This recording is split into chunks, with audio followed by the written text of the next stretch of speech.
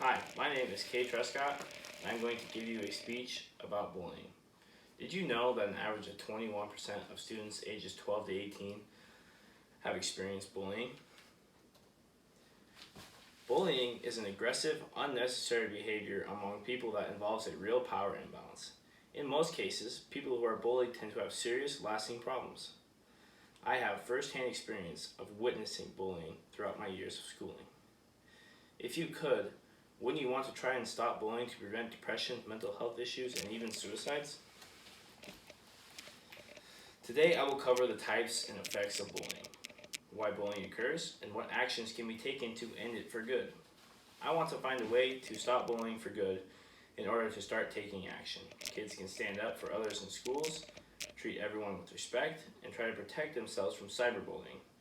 Adults can help kids understand what bullying is, check in with kids often, and try their best to models of how to treat one another. If we can find a way to lessen or end the amount of bullying that occurs, we can be part of lessening mental health cases, decreasing the number in suicides, help more people want to go to school and communicate with others, and give kids the feeling of safety in supposedly safe places. To begin, I will explain the different types of bullying found on stopbullying.gov and give examples of each: physical hitting, kicking, tripping, pinching, pushing, and or damaging property. It can cause both short-term and long-term damage.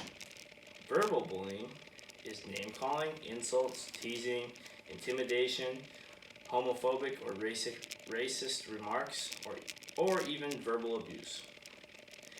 It can start off harmless but escalate to levels which start to seriously affect the target. Social could be referred to as covert bullying. It is often hard to recognize because it's mostly done behind the target's back. It is designed to harm a person's social reputation and cause humiliation. Lying and spreading rumors, negative facial or physical gestures, nasty jokes, unkind mimicking include this kind of bullying. Cyberbullying consists of bullying behaviors using digital technologies like computers or smartphones on social media. Instant messaging, texts, websites, or other online platforms. It can happen at any time in a public or private place. Abusive or hurtful texts, emails, posts, images, or videos, nasty gossip or rumors online, and imitating others online or using others' login information and posing as that person. Next, I'm going to explain the effects of bullying on people and what can happen to people's demeanor if continuously bullied. As found on healthline.com, bullying can affect everyone: those who are bullied, those who bully, and those who witness bullying. Bullying is linked to many negative outcomes, including impacts of mental health, substance abuse, and suicide. Number 1, the depression and anxiety, increased feelings of sadness and loneliness, change in sleep and eating patterns, and loss of interest in activities that you used to enjoy. These issues may persist into adulthood. 2, increased academic achievement, GPA, and standardized test scores in school participation. They are more likely to miss, skip, or drop out of school. A very small number of bullied children might retaliate through extremely violent measures. For example, in 12 to 15 school shooting cases in the 1990s, the shooters had a history of bullying. Kids who bullied others can also engage in violent and other risky behaviors into adulthood. Kids who bully are more likely to abuse alcohol and other drugs in adolescence, and as adults get into fights, vandalize property, and drop out of school. Engage in early sexual activity, have criminal convictions and traffic citations as adults, and be abusive towards romantic partners, spouses, and children as adults.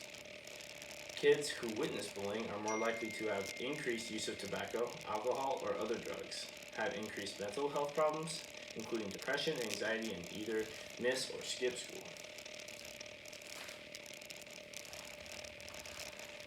As an adult in the community, you play a role in ensuring all children are safe from bullying. As found on American Psychology, association, whether you work in law enforcement, mental health service, community or youth organizations, or any other role that works with children, there are resources to help you take action against bullying. First, understanding what bullying is and what it is not, is critical in forming bullying prevention strategies. It is also good to know what your state's laws are about bullying.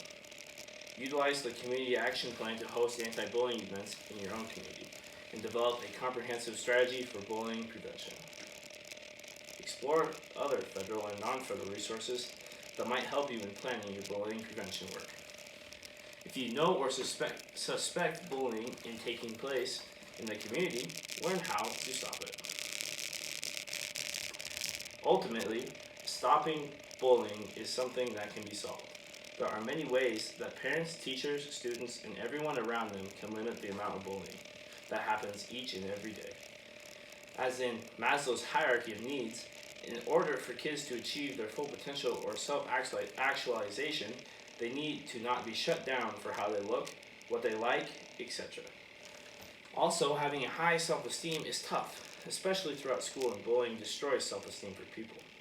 Therefore, in order to keep people feeling accomplished and loving themselves, another one of Maslow's needs, bullying needs to come to an end immediately.